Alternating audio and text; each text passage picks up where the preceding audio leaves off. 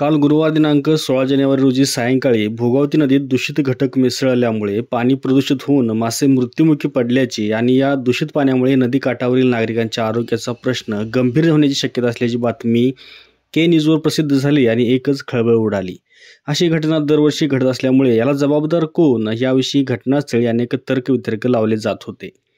इथून वर असणाऱ्या अनेक गावांमधील सांडपाणी याला कारणीभूत आहे, इथून जवळ असणारा साखर कारखाना या प्रदूषणाला हातभार लावतो आहे की मासेमारी करण्यासाठी धोकादायक पद्धत वापरून पाण्यात काही केमिकल्स मिसळल्याचा हा परिणाम आहे, याचा सोक्षमोक्ष लागलाच पाहिजे अशी मागणी पर्यावरण मित्रांकडून होत आहे।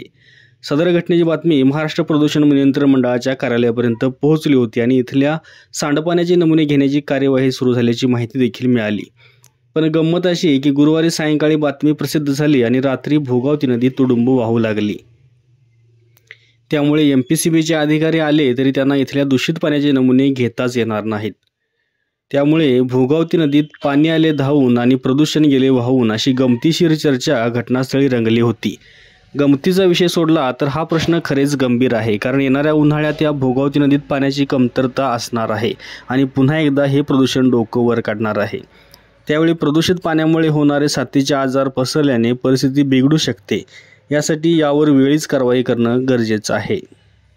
अशाच नवीन अपडेट्स आणि आपल्या भागातील बातम्यांसाठी या चॅनलला लाईक करा, शेअर करा आणि सबस्क्राइब करा।